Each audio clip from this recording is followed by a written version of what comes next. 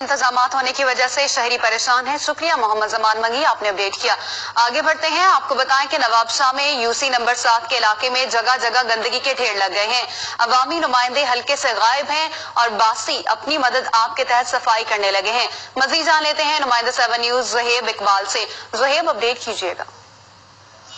मैं इस वक्त मौजूद हूँ म्यूनसिपल कमेटी नवाबशाह की। ये यूसी नंबर 7 है। ये चेयरमैन म्यूनसिपल कमेटी जो यहाँ से अभी इलेक्ट हुए हैं और उन्हें चेयरमैन का ओहदा मिला, ये उनकी कॉन्स्टिट्यूंसी है, उनका इलाका है। लेकिन अगर आप देख पाए तो चेयरमैन साहब यहाँ के अपने इलाके के भी मसाइल हल करने से कासिर है। ना यहाँ पर प्रॉपर तरीके से वाटर सप्लाई का पानी आ रहा है, गली गली में गंदगी। इस वक्त हमारे साथ एक शहरी मौजूद है, इलाका मकीन, आइए इनसे जानते हैं। जी सर, बताइएगा क्या मसाइल है? सर हमारे यहाँ सर गंदगी बहुत है, ये आप देख सकते हो कितना कचरा है।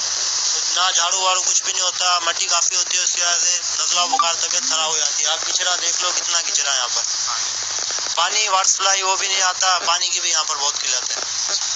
जी, आपने जाना, इनका यही कहना है कि यहाँ से चेयरमैन म्यूनसिपल कमेटी हाजी अजीम मुगल साहब यहाँ से इलेक्ट हुए, लेकिन वो भी इलाके के मसाइल हल करवाने में गैर संजीदा नजर आते हैं। इनकी यही अरबाब इख्तियार से अपील है कि खुदारा उनकी जान पर तहफ़्फ़ुज़ दिया जाए, उन्हें वाटर सप्लाई का साफ शफाफ पीने के लिए पानी दिया जाए। जो यहाँ पर शहर में पीने के लिए वाटर फिल्टर प्लांट लगाया गया, उसकी पानी भी साफ नहीं है, गंदगी के ढेर हैं, शहरियों को मुश्किलात का सामना है। ज़ुहैब, आपने अपडेट किया, शुक्रिया आपका।